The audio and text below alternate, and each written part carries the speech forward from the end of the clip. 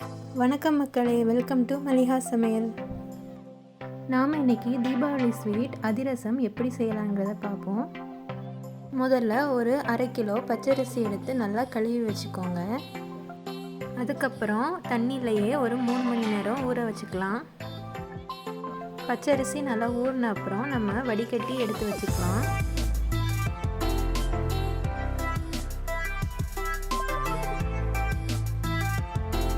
பச்சரிசியை நல்லா தண்ணியிலேருந்து வடிகட்டினதுக்கப்புறம் இந்த மாதிரி நல்லா காய வச்சுக்கலாம். ஒரு 1/2 அன் ஹவர் போதும். நல்லா காய வச்ச அப்புறம் இந்த பச்சரிசியை மிக்சியில் போட்டு நல்லா பொடி பண்ணி வச்சுக்கோங்க.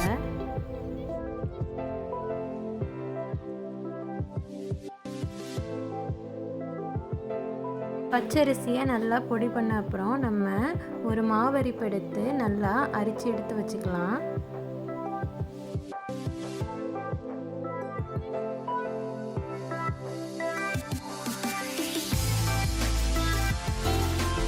இந்த கப் அளவுக்கு 3 கப்பு சர்க்கரை எடுத்து வச்சுருக்கேன். இந்த கப் அளவுக்கு தான் ஸ்டார்டிங்கில் 4 கப்பு பச்சரிசி எடுத்து வச்சுருந்தேன். இனி இதில் ஒரு 1/2 கப் தண்ணி ஊற்றிக்கோங்க. சர்க்கரையை லோ ஃப்ளேம்லேயே வச்சு பாகு காய்ச்சி வச்சுக்கணும். எல்லாருக்குமே பாகு பதம் டவுட் வரும். அது வேறு ஒன்றும் இல்லை. இந்த அளவுக்கு வந்தோடனே ஒரு கப்பில் தண்ணி எடுத்து கொஞ்சமாக ட்ராப்பாக நம்ம அந்த பாகு பதத்தை ஊற்றிக்கலாம். ஊற்றின உடனே நம்ம கைட்டு இப்படி எடுக்கும்போது ரவுண்டாக இந்த மாதிரி வரணும். அடுத்து ஒரு ஸ்பூன் சுக்கு பொடி அது கூடவே சேர்த்துக்கோங்க. அதுக்கப்புறமா அது கூடவே ஒரு ஸ்பூன் கசகசாவும் சேர்த்துக்கோங்க. இதுக்கப்புறமா நம்ம ஸ்டவ் ஆஃப் பண்ணிவிட்டு நம்ம அரைச்சி வச்சுருக்கிற இந்த பச்சரிசி மாவை கொஞ்சம் கொஞ்சமாக இந்த பாகு கூட சேர்த்து மிக்ஸ் பண்ணி வச்சுக்கலாம்.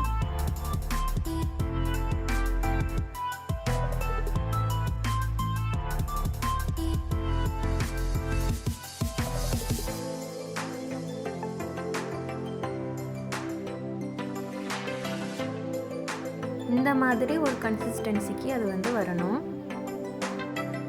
அதுக்கப்புறமா நம்ம இதை ஒரு 8 ஹவர்ஸ் அப்படியே விட்டுறணும்.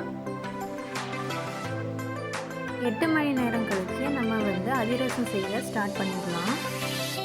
பார்த்திங்கன்னா 8 மணி நேரம் கழித்து இந்த மாதிரி ஒரு கன்சிஸ்டன்சியில் இருக்கும். அதுக்கப்புறமா இந்த மாதிரி குட்டி குட்டி உருண்டைகளாக பிடிச்சி நமக்கு ஏற்ற ஷேப்பில் பொரித்து எடுத்துக்க வேண்டியதுதான். மாவு கையில் ஒட்டாமல் இருக்க கொஞ்சமாக எண்ணெய் தடவிக்கோங்க.